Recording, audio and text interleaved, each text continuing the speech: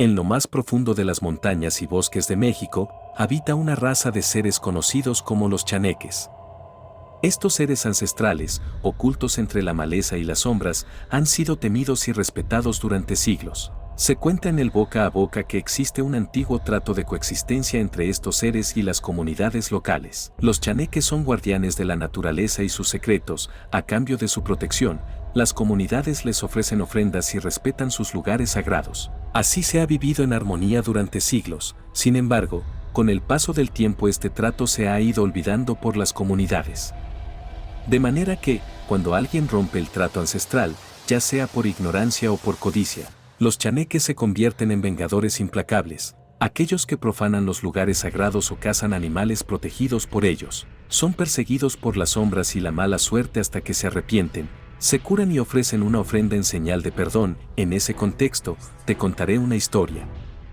Héctor era el menor de 4 hermanos, vivían en un pueblo chico en la Sierra Alta de Guerrero.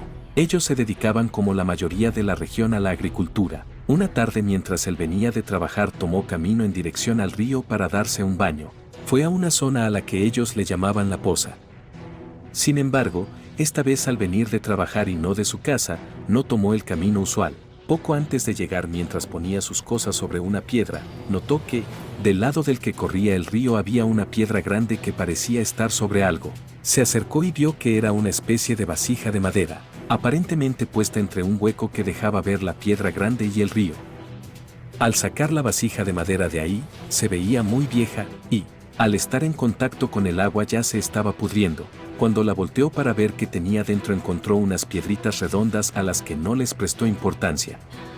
Y una piedra un poco más grande que parecía tener algunos garabatos rayados en ella. Pensando que alguno de sus hermanos había hecho la vasija y le había puesto las piedras, la tiró al río sin pensarlo mucho y se bañó, como era su plan desde el principio.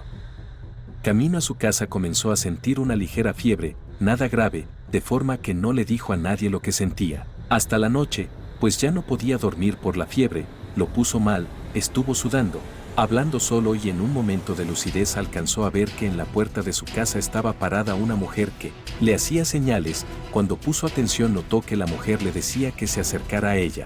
Como pudo se levantó y fue tras ella. Al salir de su casa se dio cuenta que la mujer que vio era muy pequeña, como si fuera una niña. Pero, dentro de sus pensamientos él sabía que por ahí no había ningún niño, sus hermanos no tenían hijas, y los vecinos no tenían niños chicos. Conforme avanzaba era evidente que ya no se podía detener. Es como si fuera caminando en automático, y, a quien iba siguiendo no era una niña, era una señora de edad, cabello sucio como sin lavar de años y con la peculiaridad que no tenía ropa. Avanzaron al río, a la parte donde él se bañó, y, cuando pasaron por la piedra que él removió para sacar la vasija de madera, pudo ver que ahí había una cueva. Algo que le extrañó, pues, por ahí había pasado sin fin de veces y nunca había visto una cueva cerca de ahí. Ya dentro de la cueva, la persona que lo llevó le dio una taza con una especie de atole y un pan. Comete esto, te vas a sentir mejor. Al tomar el atole y comer el pan se le quitó la fiebre que llevaba y se empezó a sentir mejor, pero, con sueño, así que durmió. Después de un rato y entre dormido y despierto vio como dentro de la cueva había más personas como la que lo llevó. Todos compartían el rasgo común de parecer niños, pero se les veían arrugas en la cara y nadie tenía ropa. Eran muchos, más de 30 fácilmente, y hacían sus actividades normales. Por la mañana salían los hombres y regresaban con comida. Sin embargo, por la tarde todos se salían de la cueva a la misma hora y regresaban algunas horas más tarde. A Héctor lo tenían desayunando, comiendo y cenando ese atole con un pan. Después de comerlo le daba mucho sueño, así que, cuando todos se iban por la tarde a él se le hacía imposible levantarse e irse. Así fue por semanas. En una ocasión, poco antes de que llegara la hora en que todos se iban, la persona que lo llevó a la cueva le dio su atole en la mano, pero él no pudo agarrarlo. De forma que se cayó y se derramó. No creo que se vaya, al rato le doy el atole, dijo esa persona para sí misma, y se fue. Era todo lo que bastaba. Héctor como pudo se levantó ya que todos se habían ido. Débil como estaba se arrastró hasta salir de la cueva. Afuera vio sus manos y estaban arrugadas, como si hubiera estado en el agua durante mucho tiempo. Ya afuera de la cueva con la poca fuerza que tenía pidió ayuda a gritos, y unos arrieros que iban pasando lo escucharon.